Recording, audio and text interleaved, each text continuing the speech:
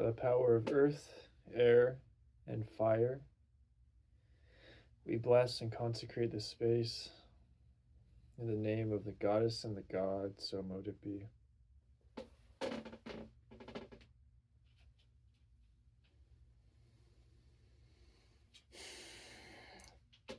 We harness the lightning for hire. We are the Lord of our spirit. And it is amazing to be back in the presence of the high gods. And everything that we talk about this evening, vast assortments. Many tangents. It is inspiration Yes. from none other but the sacred holy plants.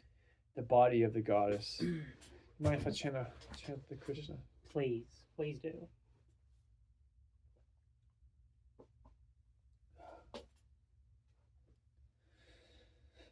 Hare Krishna, Krishna Krishna, Hare Hare Rama, Rama Rama, Hare Krishna, Krishna Krishna, Hare Rama,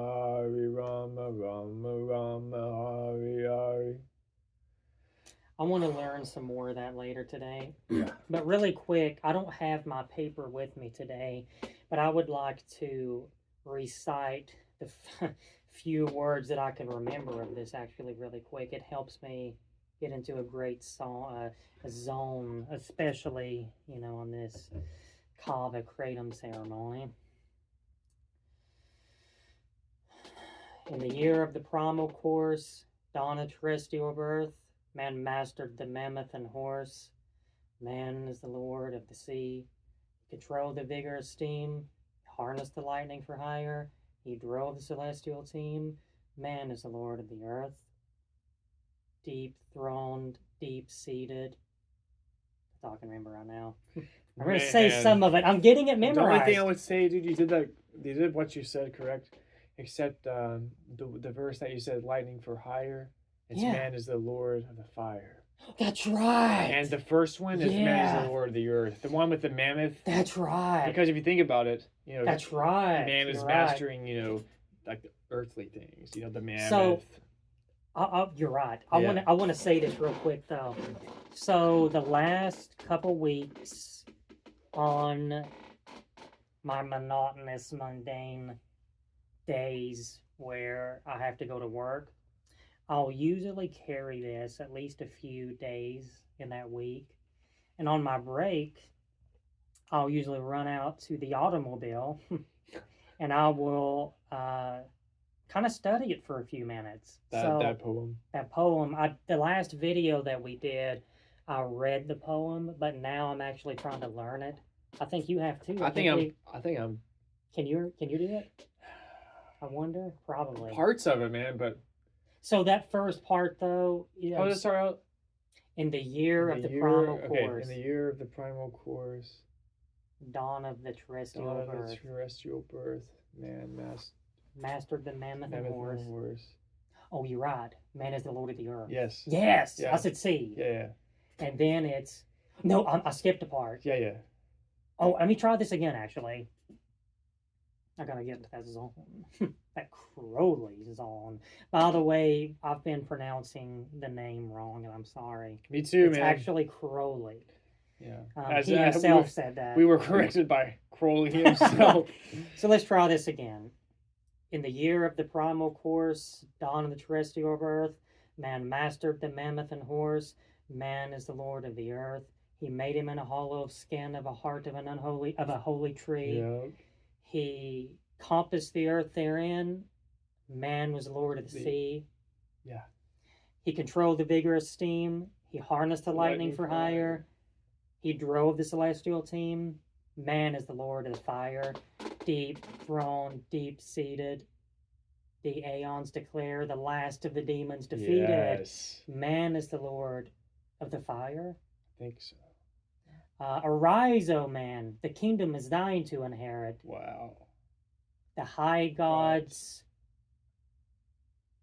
something, man is the Lord of his spirit. Yeah. I think we almost got it. Yeah. I'm you excited about did. that. Yeah. I wanted to learn it too, man. I'm happy about yeah. that. But I think we even talked about this before, but It's one of our favorite. The pentagram is something I wear around my neck at all times, and it represents our, that poem is talking about our mastery over all of the elements, and yeah, real quick though, I do want to add when he's reciting it, he starts off. I don't even know who this guy is. I could be Henry Former or something like that. He says, this poem was dedicated to Henry Former. That's what he says. Yeah. When I'm reciting this to myself, I actually say that part. Yeah, man, his voice. He does certain things that make it easier to memorize with his voice. Mm-hmm.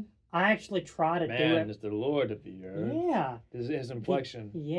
I kind of do it both ways. I'll do it like monotone to try to, learn it for sure.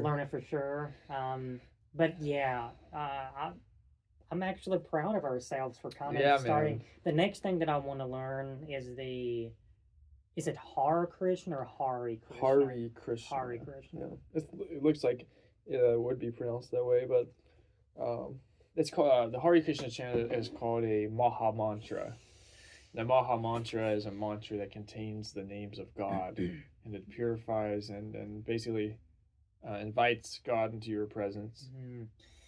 Whenever we have this set up, in ancient times, all throughout different ceremonies,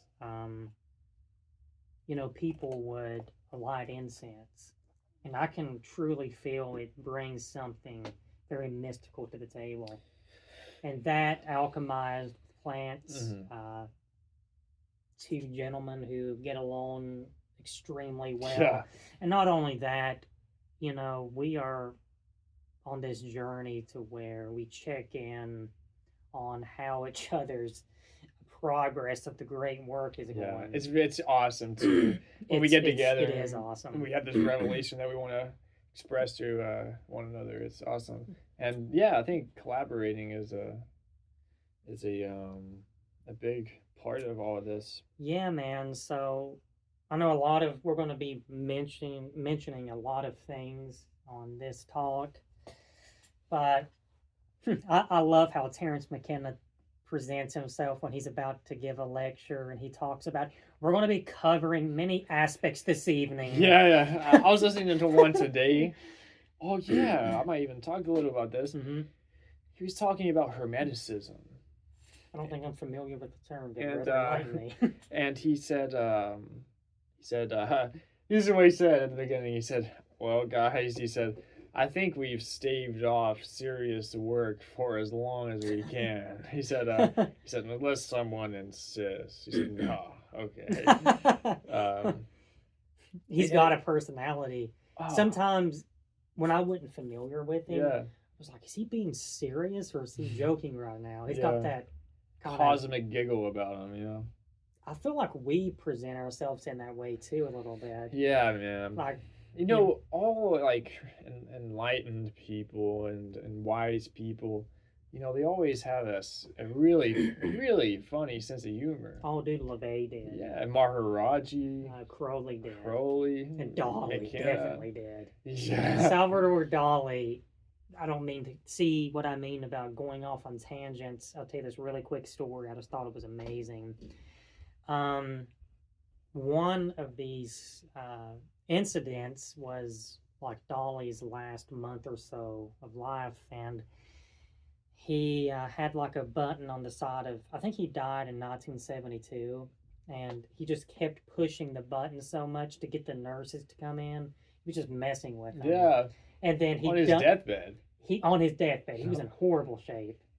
He had tremors so bad that he couldn't express himself through painting, so that made him kind of go insane a little bit and depressed. He kept pushing the buttons, and they was getting annoyed with him.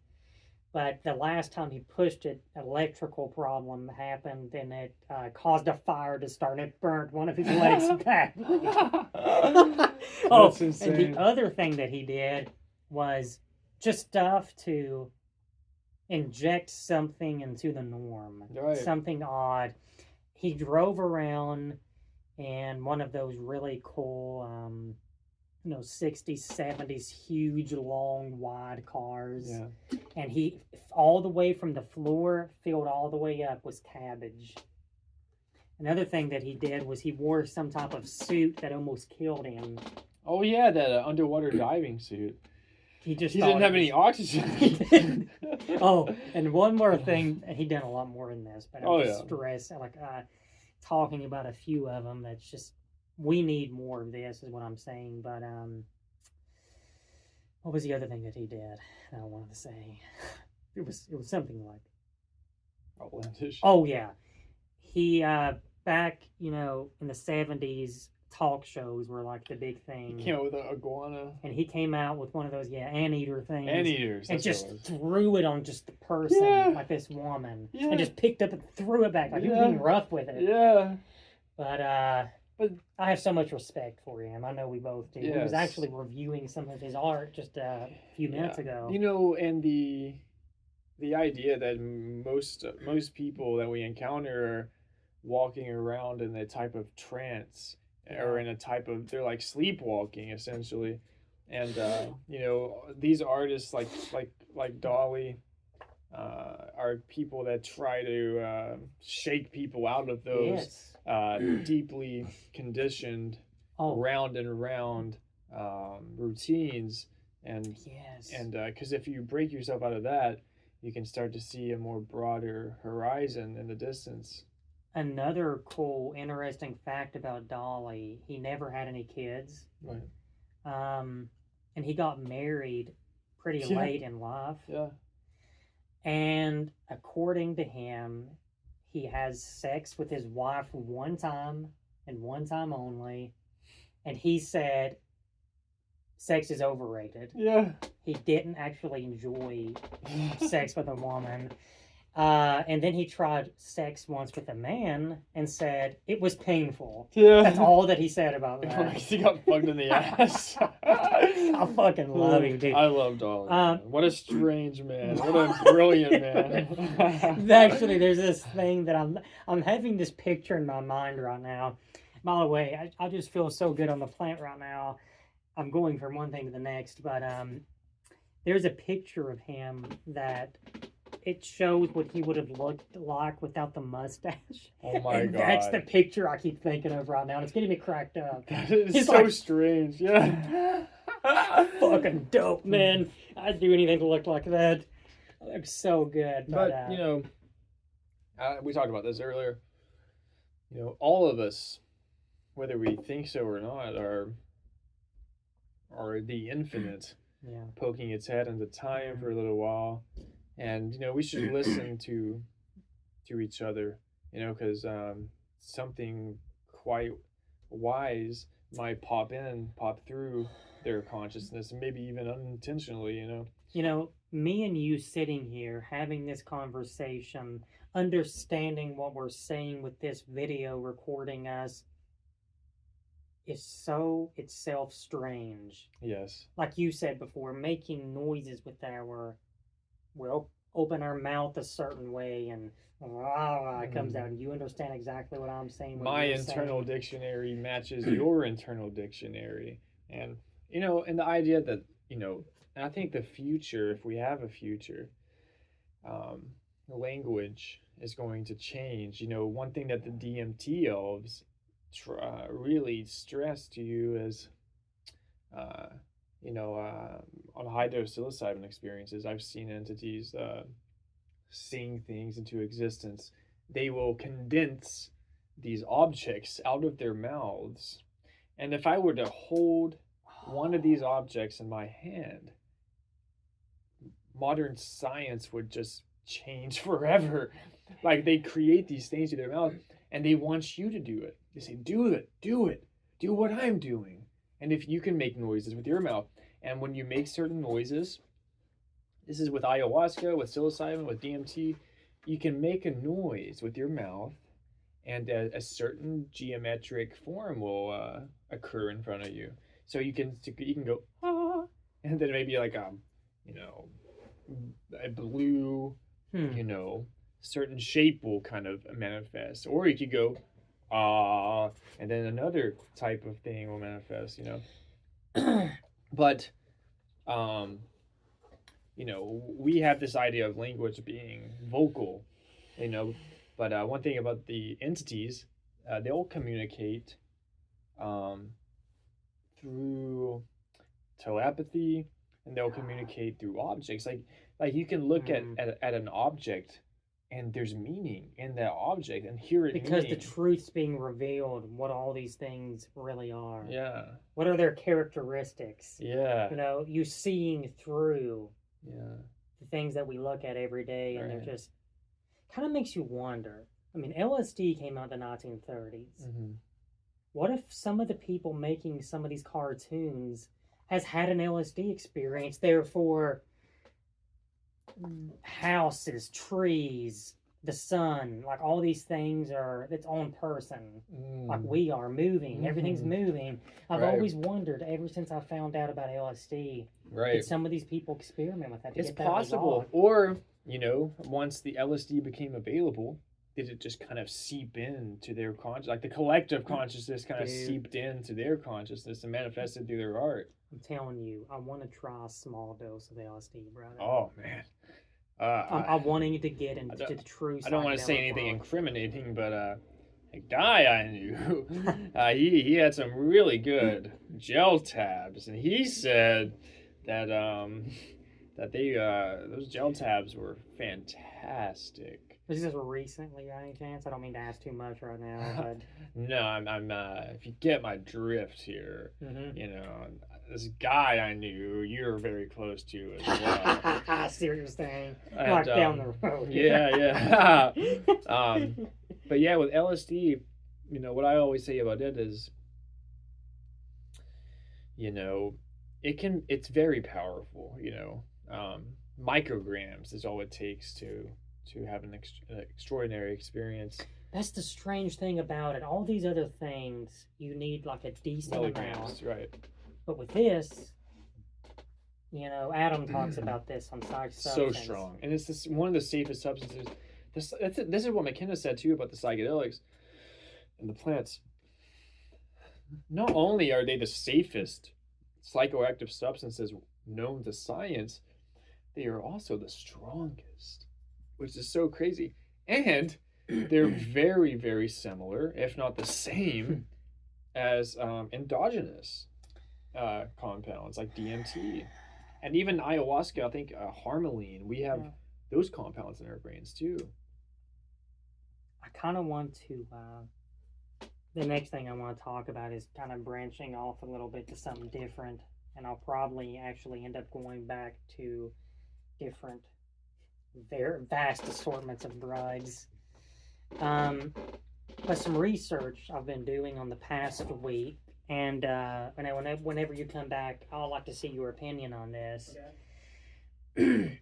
You know, if you look at the great work that's been done from the occultist, the alchemist, you know, holy people, top levels of ceremonial magic, it seems when you first go into this work, it's a lot. But you have to start somewhere. Yes. And you start slowly absorbing a lot of material. But something that dawned on me yesterday, all of these ancient alchemy samples, and just real quick to state, we can make our own alchemy samples. And I've worked with sigils and stuff like that before. Magically charge. Yes. The charging is big. Yes, sir. I learned a lot about this yesterday. Now, the amazing gentleman that I want us to actually delve into really deep, John Dee. McKenna, I was listening to McKenna talk about him today. Oh, wow. He goes deep on it. If you look at him, especially him, Crowley, I'm sure Levi as well, there's a lot of numbers.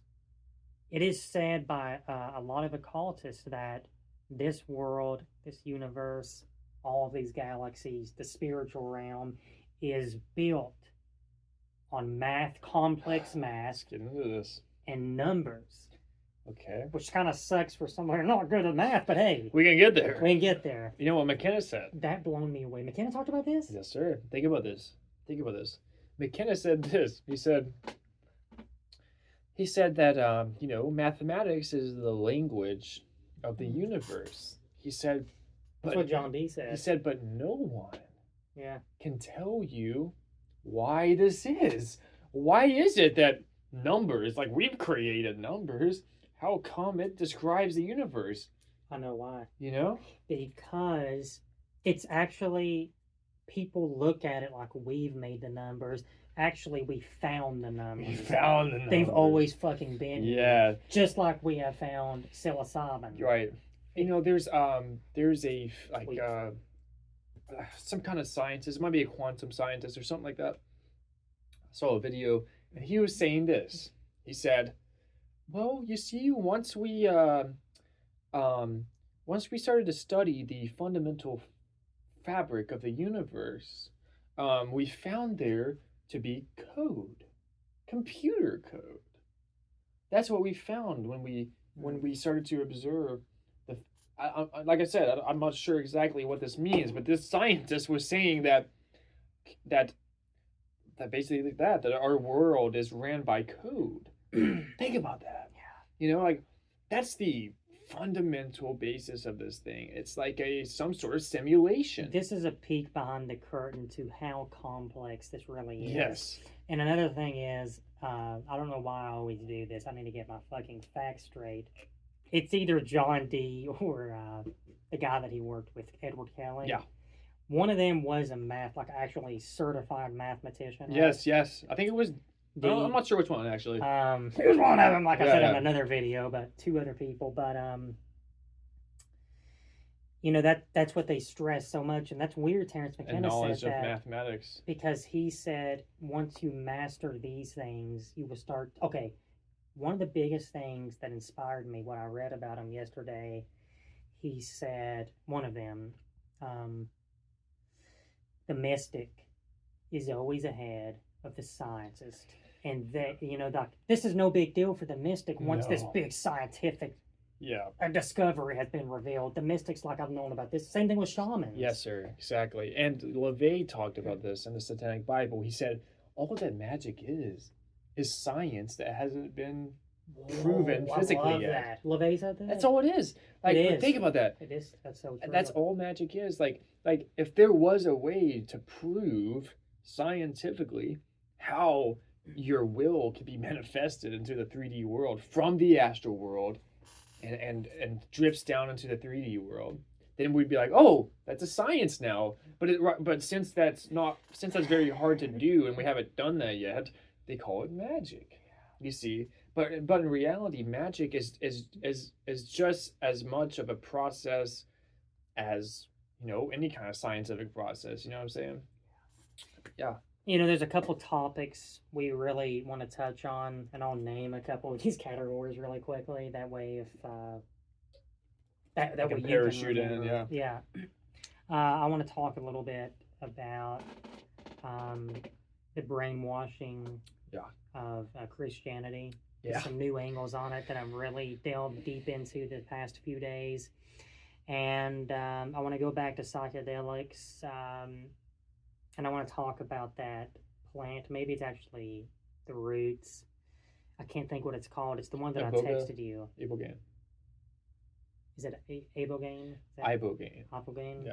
It's from a root in Africa.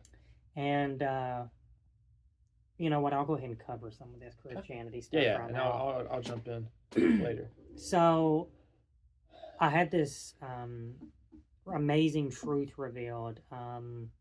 That I was obviously already aware of, and I'm glad that I remembered the numbers thing. By the way, that's one of the things that Yes, I said. very How I important. said they're probably going to come later. Tesla. Have a quick sidetrack here. Yeah. You know Nikola Tesla? Have you heard me talk about that guy? Mhm. He was the guy that basically he came up with the idea of electricity. People don't realize this.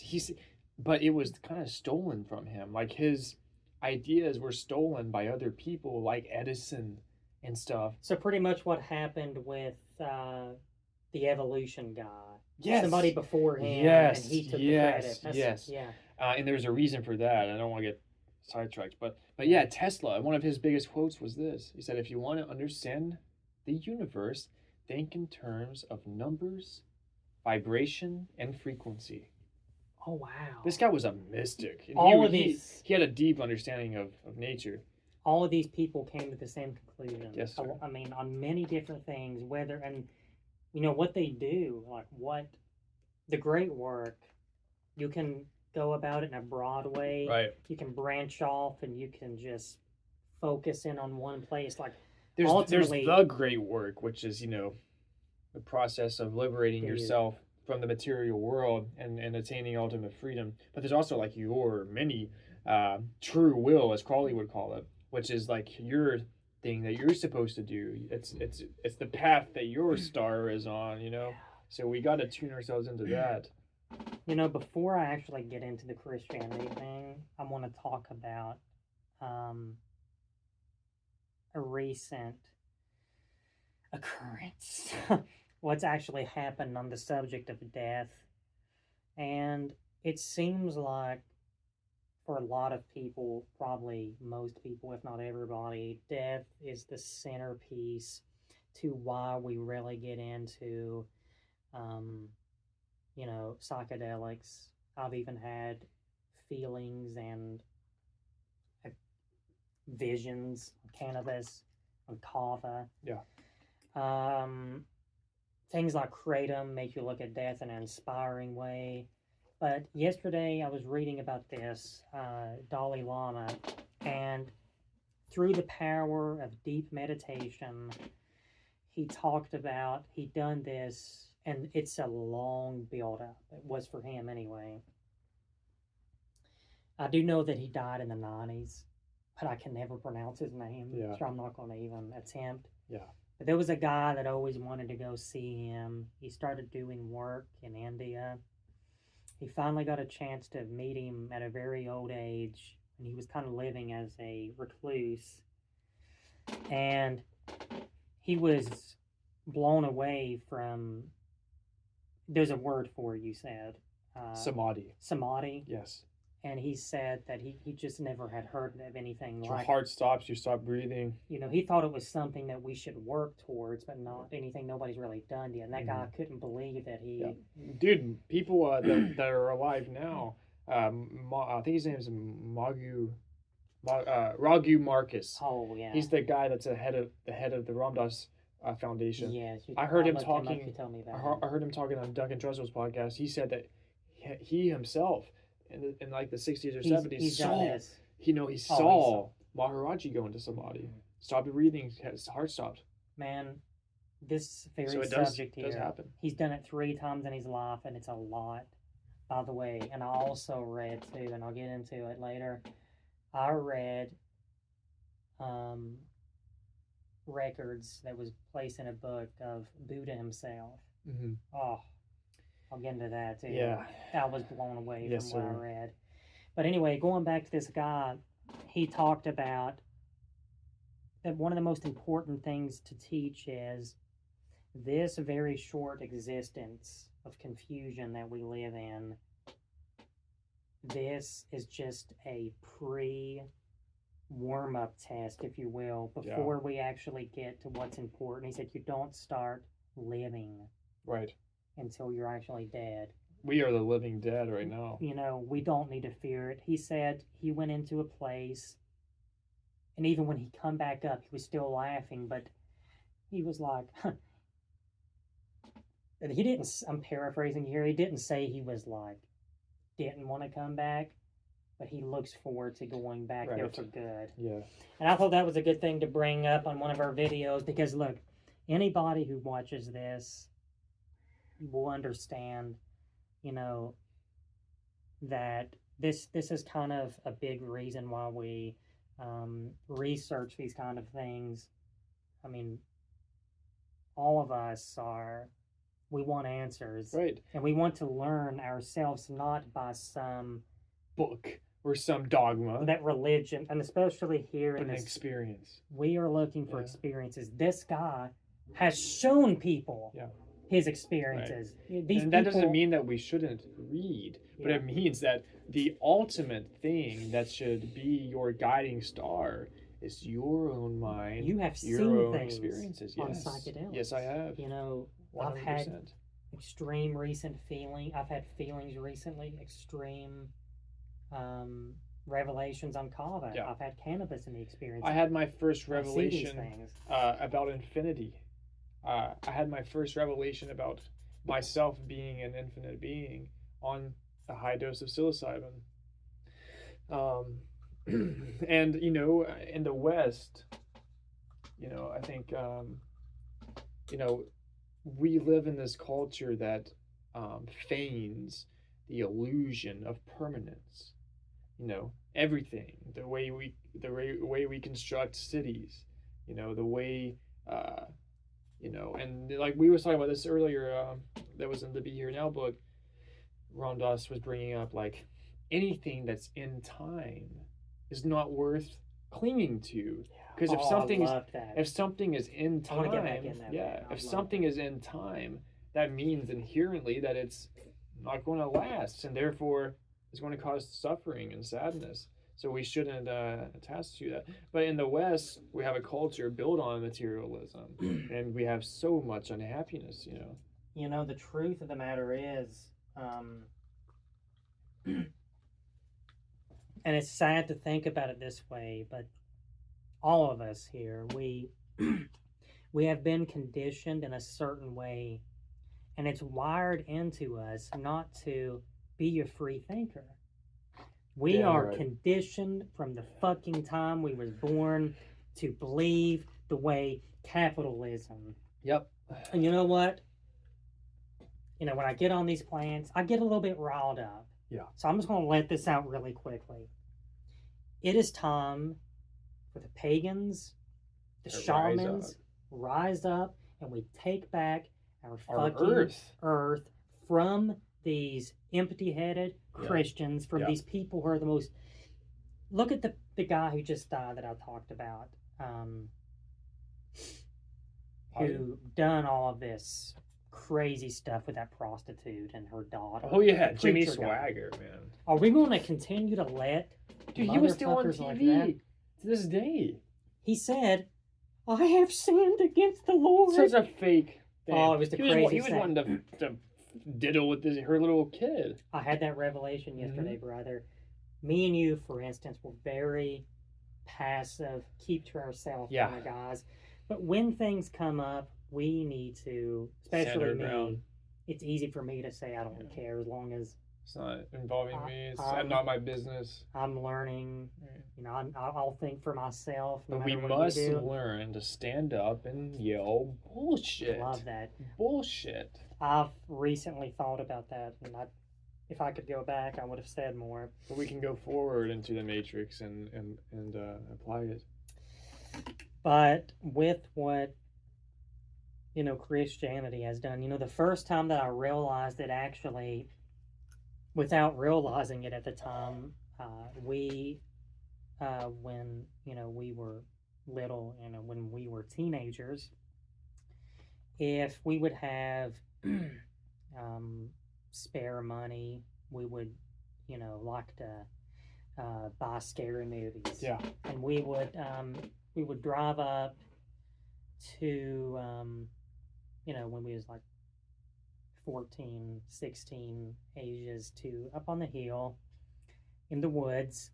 And I remember the first time we watched Rosemary's Baby.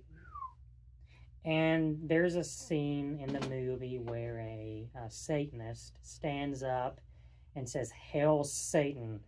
Satan lives. Satan lives. God is dead. God is dead." 1968, by the way. And he says that we must redeem the despised and the tortured. Yes. All the that people is right. in the past that's been tortured, burned at the fucking stake because they didn't follow the ideology that the state wanted them to. We may touch in passing in history class the Salem witch trials. Mm-hmm. We don't know how deeply disturbing those times We don't was. even have a clue. You know, those people were me and you, brother. Exactly. And this is the revelation that I had Yeah. yesterday. Me and you Yeah. have been tortured Yep. beyond any words, Yep. over and Yep. over. All of a sudden now we can talk about these things And not get tortured. without get tortured, Right. but maybe shunned, Right. like mental torture, Yes. but not Physical torture. physical torture. And So- that's why we have to. Right. There is more redeem and that. more people interested in this path.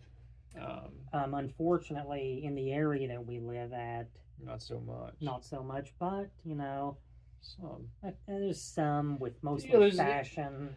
There's more, you know, atheistic or anti-religionist people than there used to be in this area. I actually want to talk a little bit about that. About the people claiming to be atheists. Yeah. Just a quick side note here. You know, we had a conversation about this maybe last week, and I wanted us to bring it up. You know, how, like, this is not really the right term, but arrogant is it to claim that there's nothing after this, because unless you've had some extreme truth revealing experience on these plants, or actual true teachers, like whatever Crowley says in his writings, I take that to heart. Right. I believe it without a Because shadow we've of a read doubt. enough and heard enough of him to trust him, you know, and to trust his integrity. And you know but the arrogance of the atheists. This is not. I mean, I'm not saying we sit here and have the exact answer. But what think this about is. the hubris in this. You know, Cameron, there was a time, you know, we were single cell organisms. We didn't have sight. We didn't have hearing. We didn't have taste. But we evolved and evolved. Think about this. There's senses that we don't even have that we've yet to develop. Oh wow! Yeah. You see what I'm saying? So how That's could you trippy. possibly assume Yeah. that your little monkey brain knows all there is? And when you take some of these psychedelics and have plant experiences or meditative experiences, you will perceive hyperdimensionally, you know? And we, you know, it's just so arrogant on the part of these people that just claim, you know, they're just as bad as the Christians are, you know, and they're set in stone in their mind, you know.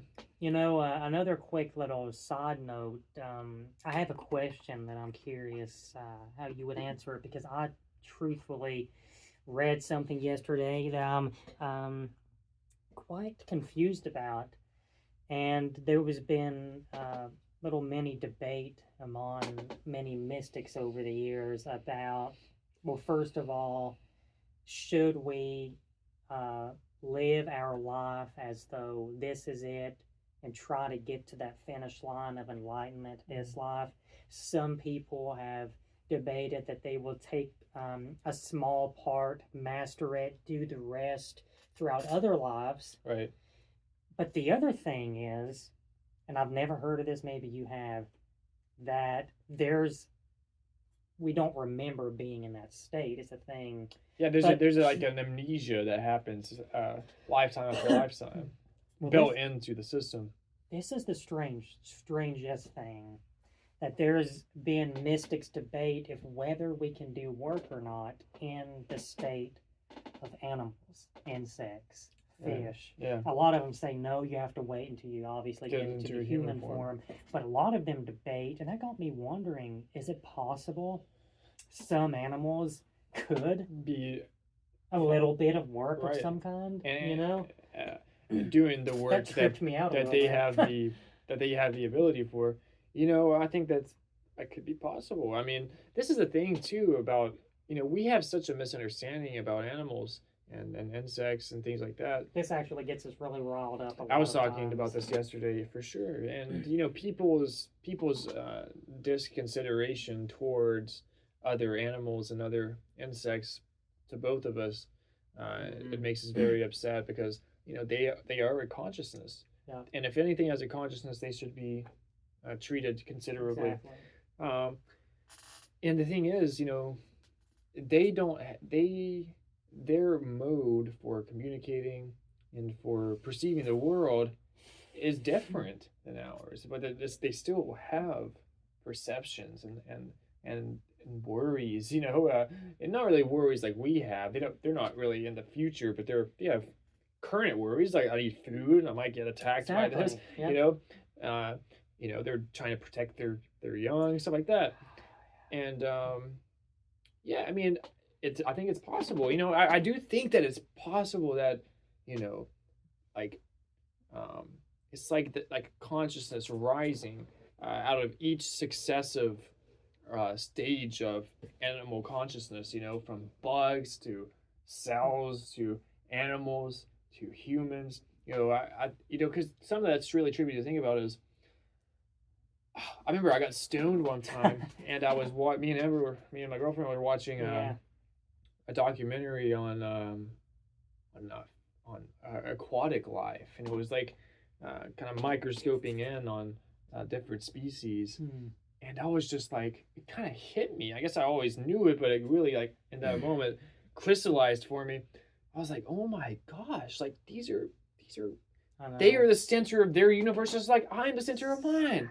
I was like, what separates me from this crab, this sea crab? Like what makes me me and you, or that animal it? So as mystics, we throw around the possibility that we're all one. There's really behind it all one consciousness that's differentiated into all these things depending on their karma and things like that. And perhaps,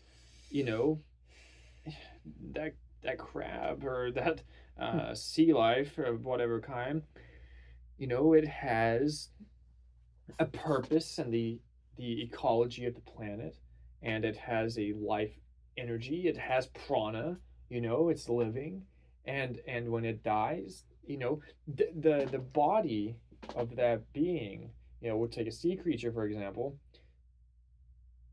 It has a certain inherent capability for processing the consciousness. You see what I'm saying? Like the body of that creature is simply the conduit. It has a limited neurology. So it can't ponder on the things we can because it's biologically the way it is. It's limited.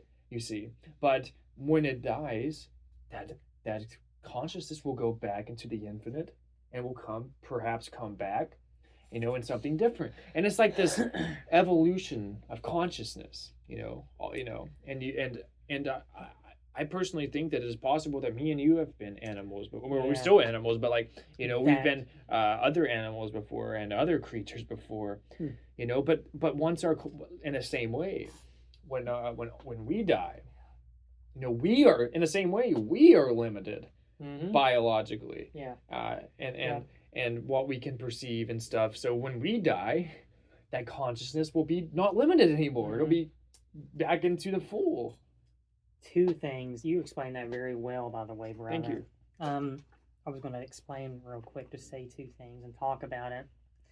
LaVey said one time in an interview that he despises when people assume that they sacrifice animals. He talks about the animals are something we should learn from. Something we should learn from. They're not, sitting around fucking worried about the future, paying their fucking bills. They're in tune with the ecology. It's the humans that is the most vicious animal of them all. And we're so off track. If you wanted to split hairs, if sacrificing came into the question, then a human would be way more better than any type of animal. Exactly. And I respect him actually putting that point across. About sacrifice, and I was talking about this earlier.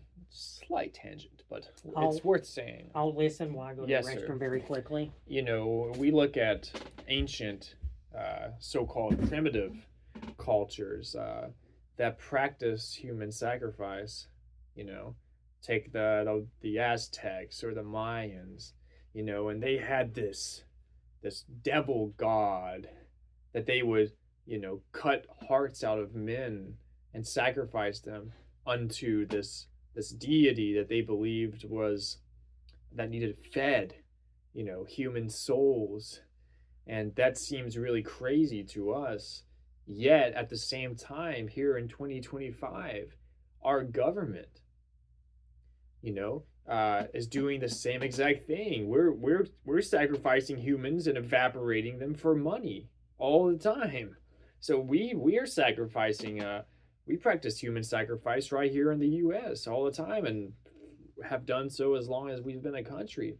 You know, we have factories that are pumping out bombs and missiles, you know, day after day, and you know, and all those bombs and missiles that's being built with our tax money, you know, is being used to turn women and children and innocent people into money, you know, and we practice human sacrifice right now, and people don't like to see it that way, um, and it's quite disturbing. It's quite disturbing, and I think we need to have a better awareness of this. Did you hear what I said? I heard partially about it. I was saying that, you know, people look at a lot of primitive cultures that use human sacrifice, and they look down upon them. When we do the same thing right now in the United States, yeah. you know, we sacrifice our citizens in wars. Yep. And not only that, but there's factories right now, dude, pumping out bombs and missiles. Yeah. Do you think they're doing that every day? Think about it. Think about we have factories pumping out bombs and missiles with our tax money, using our tax money that we work for. Yep. And you think they're just gonna, you know, just leave those missiles in there? No, they're gonna find a damn reason to use it, so it can continue this process. You know, they make a lot of money off this stuff, and we turn, you know, we vaporize children and turn them into money on the regular. Yep. You know. You know, I want to talk a little bit about real quick, and I want to tie into what you said about my state of consciousness at the moment. I feel like it's interesting to point out. You may not have noticed, but while you was talking, in the midst of the holy kava ceremony, I took a hit of cannabis. I saw that. And it's presented an electric wizard view of certain things at the moment. And what I mean is, I said earlier, kava hasn't given me any type of doom, anxiety feeling. That's actually what I'm feeling at the moment. And it's actually really beneficial. It is. Because some of the stuff that you're talking about, like what you just explained, hit me a lot deeper, I feel like, than all these people that never take any plants. They're just eating fast food and drinking soda pop. Completely disconnected to the reality of the horrors that's going on. They don't care about it. Like, it does something to you. Like, you say that you care, but you don't really understand. You intellectually. These plants seem to paint a picture for you. You know, the person working every day and eating fast food every day and going home and knocking back a few beers while watching television, you know, they can intellectually say, watching the news, oh, that sucks, you know, or whatever bad thing is going on, because obviously the news is always full of that. Yeah. You know, and they can intellectually discern that that's bad. You know, I wish that doesn't happen, but they don't feel it. And these plants allow you to feel. Oh, yeah. To feel the reality of that horror. You know, and that's what we need. You know, we don't need a drug like alcohol that's going to you know, sedate the feelings of horror. We need to feel it. The only one that's legal, too. Yeah. You know what? I had this thought, and this could be an overboard statement because of how many horrible things actually does go on. But out of the many horrible things that go on just in this country, possibly the very worst and maybe even the most gruesome, is not legally being allowed to get your consciousness to a state of the high gods. Yeah. By choosing what you need. You know, the sad part about it is I see a lot of people, you know, you go into the grocery store and you just have people with their work uniforms still on of various different types of jobs that they do, and they are just bugging out cases of beer. Especially you see this toward the weekends. That is very sad, isn't it? And I just can't help it. Sedating their hatred toward their life instead of doing anything to correct it or to make it better. I saw a gentleman coming out of there. I see it all the time. He was just a big look, and he just had one of those slappable faces. He just had a cocksucking face. It was like, he had the old donut look up here. Yeah. Like really fat face. Just a huge guy. Toxic, dirty. fucking Yeah. bioengineered food ingredients running through his veins. I mean, that motherfucker had sausage, Kielbasa sausage links for fingers. Yeah. And I said, this guy looks miserable, and he's going to lash out at anybody who tries to talk to him. As Nietzsche said, the most dangerous man is the working man. Because he's the most suppressed. The most repressed. He has to bottle up his feelings and get his job done so that he can, you know, make a living. You know what? A lot of people explain their dependence on alcohol, and a lot of people say the same thing. It kind of snuck up on them. Yeah. You know, a couple parties turned into a few days a week. Yeah. Something bad happens. Then you're doing a few beers every night. And then you're drinking whiskey. Look, I had this revelation. I told you a little bit about it. You know, yesterday I realized you look around and all that's advertised on commercials and everything else, besides beer, is fast food and restaurants. And pharmaceutical products. Exactly. And you know what? They want to keep it that way. Yeah. If you take the holy kratom plant, for instance, the holy kava plant, these are plants that is more beneficial if you do on a more emptier stomach. Yeah. You can always eat, obviously, after the ceremony. But it can encourage you to start consciously eating. Right. And eating clean. The way we should, anyway. Right. I mean, with the way we eat, gluttony is a problem, obviously. This is the thing. This is what I was talking to my girlfriend about yesterday concerning Satanism. And a lot of people look at Satanism like it's just kind of how I used to look at it. Like unrestrained hedonism. Yeah. No, if you've read the Satanic Bible, you know that this is the main goal of Satanism. LaVey made it very clear. Vital existence. Vital existence. You know what that means? It means living your full potential. You know? So this is the thing. Satanism is a mix of indulgence, enjoying and you know, drinking the nectar of life. You know, but not doing so in such an excess that is causing damage. You see? So it's indulgence done consciously. You know, we should enjoy our lives. We should enjoy the fruits of the earth. But if you're doing so to a point where you're destroying your temple, it's not creating vital existence.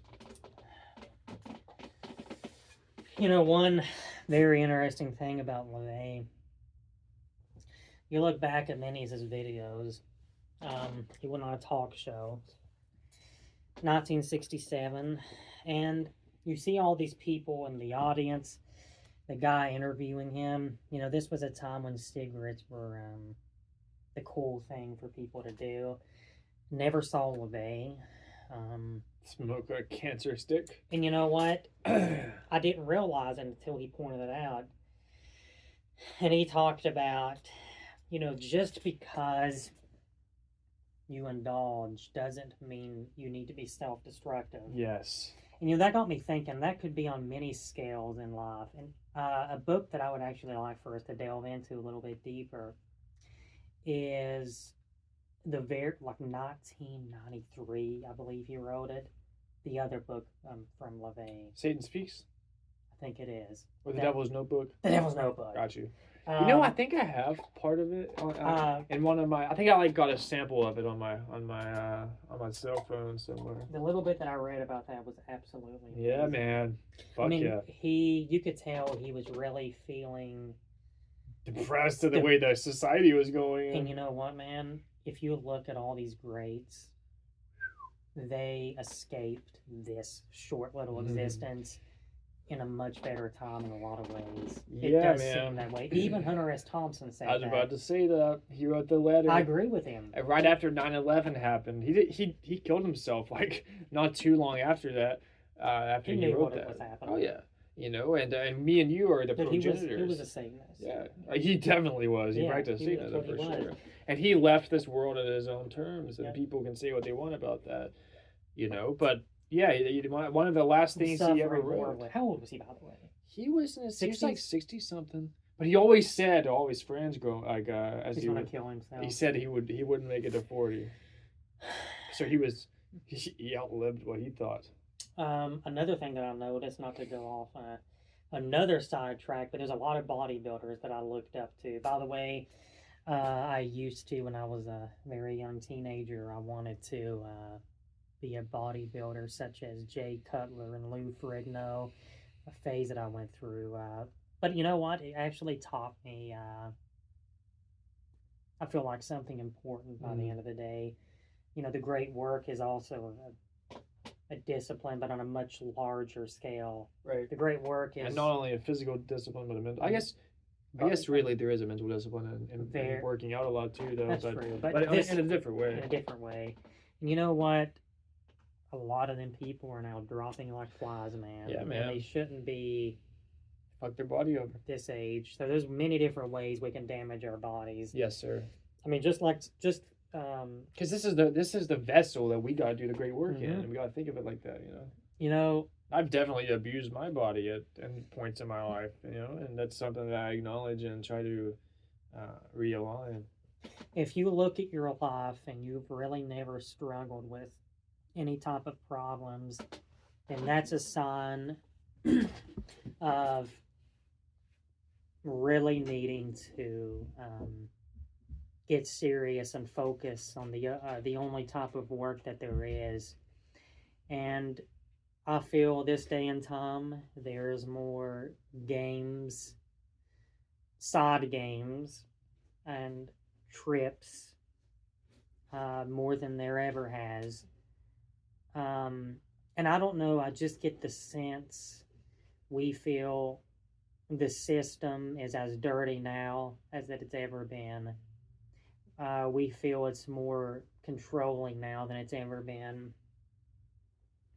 And I feel that's why LaVey's, what I've read of it anyway, talking about the state of the world, was a very depressed, kind of riled up view on how things was. Hunter S. Thompson. And you know what?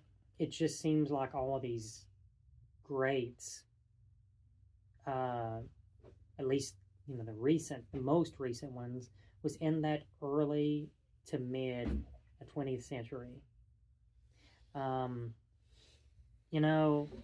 Yes, Ozzy Osbourne has passed away very recently, and even with him, his early, I don't even know if there's interviews, maybe one, but I know of one, man. His early stuff during the peak 71 era, 1970 and 71, him and his bandmates got into mysticism, and that was his best. Psychedelic use. And I feel like, and I wanted to make this clear, you are going to represent the drugs that you let in your body. You will be your own personality and your own body and your own actions will be a manifestation of the alchemy that's you're implementing into your body. I want to stress, both of us do, very, very hard, that let's just take kratom and kava, cannabis. These plants, the reason we enjoy them so much, it aligns and teaches what we want to know. Right. it is the very fucking mystical stuff. Yes, it is. You know, if somebody's drinking alcohol all the time, it's no wonder why they get drunk and watch sports. Right. Because Seedless activities, as Crowley talked about. seedless activities, exactly. And you know what? We are going to do this life after life. How long are we going to continue these seedless activities? And these seedless activities that people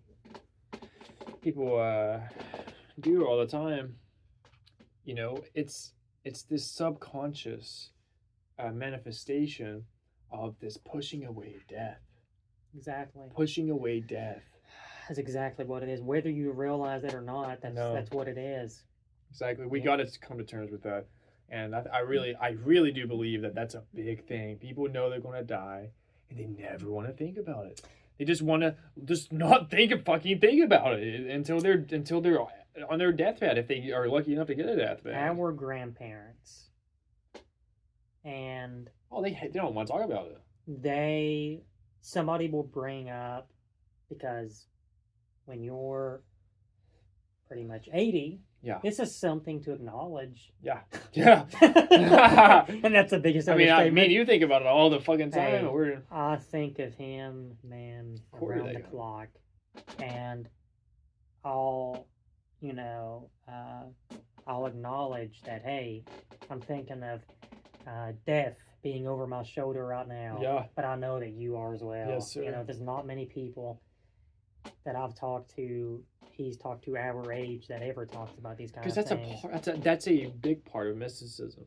Dude, we need to get deep in some studies tonight. Yes, I'm very excited. Me I'm too, look at man. Alan Watts. Yes. You know. Because, dude, there's been people just like me and you, but even more intelligent. You know what I'm saying? Like, we are just starting. We're just starting. Like Alan Watts, fucking Crowley, you know, all these people. In the Bhagavad Gita, this 5,000-year-old BC text, 7,000 years ago that was written, that stuff. And we can read this stuff. And people has devoted their lives. It's so amazing. Devoted their lives, thousands of years ago, some of it.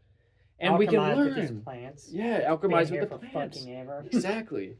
And tune our consciousness into this stuff and really get down to the nitty gritty of things. What should we be doing? Yep. And you know what? Sometimes you don't know exactly which aspects to focus on. Yeah. And, you know, when we make these videos, we kind of just touch on all kinds of different things. Right. You know, we talked about chaos magic. Yeah. And I feel like this is a really beneficial way to look at things. I do too. It makes sense. I mean, you are going through you're stemming through a lot of very important things. Right. And kind of build your foundation on that. But that's the interesting thing about like chaos magic or looking upon a wide range of different philosophies and religions and magical systems. Like under my limited amount of study, I mean, I've seen a lot of similarities among them. You know, so if you just devote yourself solely to one thing, you might be missing out on some other stuff, you know, because the core to a lot of these spiritual practices and mystical practices are very similar. I think the ultimate goal was, you know, release and remembering. I think that this is I think our current cardinal state is kind of like an amnesia state. We need to remember. And that's what's so interesting about the tryptamine experience is you have this feeling of, this looks kind of familiar. This is beautiful. This is bliss. I no longer feel like I'm who I was. I'm back expanded into everything. And it's like a remembrance, an awakening. And like Alan Watts said, it's like a game of hide and seek. You know, the universe, this is Alan Watts' words, the universe is a system which creeps up on itself and says boo. We never expect it's ourselves the whole time. Yeah. And we're looking elsewhere, you know, looking in the future, you know, externalizing our godhood and worshiping that, you know. And the things that is focused on, like, man, when you look at it in this way, in this kind of state, it's unreal. It is. It's like, oh God, there's no words to describe how preposterous it is. It is. Is that the word, preposterous? Yep. Preposterous. I'll tell you what, though. I want to tell you this, Oh, man. I didn't get a man. chance to put this point across. The things that you read me from Ram Dass's book, we got to get back We into got it this high. evening. Yes, sir. I loved it I so would much. love to as There's a well. lot of things I'm wanting Yeah, to look we'll delve into. into a great many of things. Yeah, man. I'll tell you what, though. I believe I've said what I've wanted to. I think I have too, I man. can't think of anything else. You as well? I think so. I think I've gotten squeezed out as much juice as I possibly could out of this meat body I'm carrying around. But we've hit an hour 5, What's that so. flash on there? You see that? It's weird. Nah, dude. I think somebody's just had too many shells today. That's the truth. All right, we'll wrap Amen, this up, brethren. man. Okay. Anything else to say, my good sir? Hare Krishna. May we harness the lightning for hire. And peace. Be Love here and no now. war. Oh Be God, here yes. now. Be here now. That's Yeah. that's the most important Everything thing you at all. possibly need, you already have. Hare Krishna, and peace to everyone who may be watching, in the very small chance it is. Hare Rama, Hare Krishna. Bye.